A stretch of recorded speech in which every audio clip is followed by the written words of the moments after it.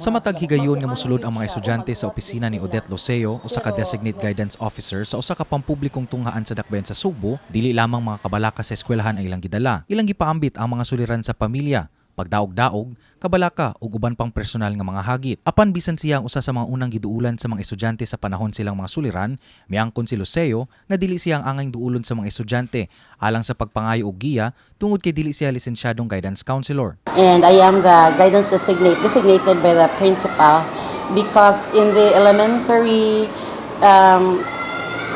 level, we only have guidance designates.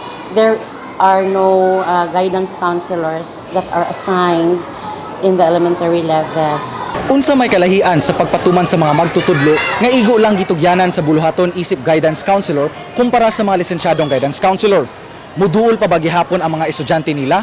O giunsa man nila pagdumala sa mga kasong nakinahanglan og espesyal nga interbensyon? Sumala sa usa ka psychologist sa UP Cebu, bugat og lapad ang responsibilidad sa usa ka guidance counselor.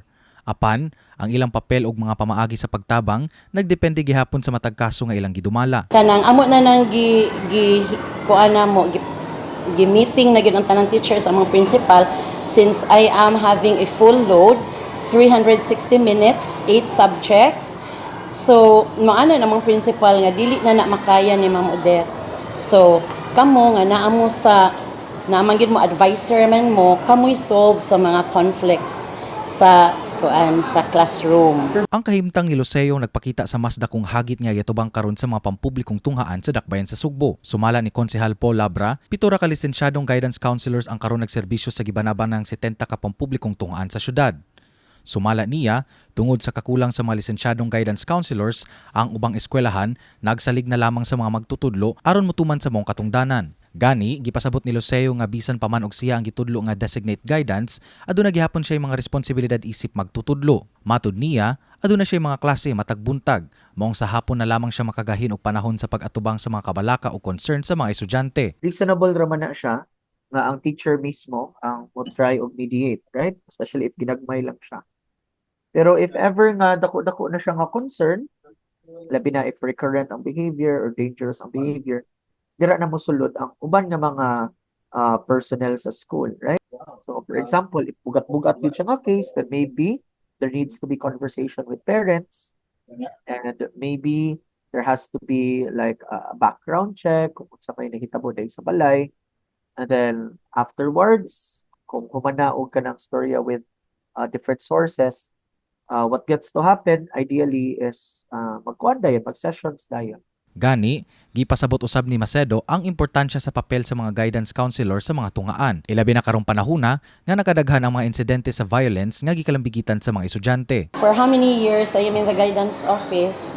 I think 18 or 20 years na. Marag na ko na ko sir. I became adjusted to it although daghang trabaho pero kanang makaingon biya ko usahay ni ma'am nga og naan po ilaing mo puli mas maayo pod. Subay niini, gitapok ni Cebu City Mayor Nestor Archival ang mga psychologists, guidance counselors, mental health practitioners, educators ug ubang partner agencies aron hisgutan ang kakuwang ug nagkaminos nga mga mental health professionals sa mga tunghaan. Tungod niini, gipanlantawan karon ang paghimo og usa ka citywide referral system nga magkonektar sa mga tunghaan, ahensya sa gobyerno o mental health providers, ingon man ang pagpaligon sa training sa mga magtutudlo o mga personal sa mga eskwelahan aron mas maandam sila sa pagtubag sa mga kaso nga nakinahanglan og psychosocial o mental health intervention. Panghinaot ni Loseo nga madugangan pa ang mga lisensyadong guidance counselors aron masiguro nga adunay mahatag nga hustong giya o mental health support sa mga estudyante sa matag higayon nga ilang kinahanglanon. Kini si Ardy Morales, alang sa My TV, Cebu.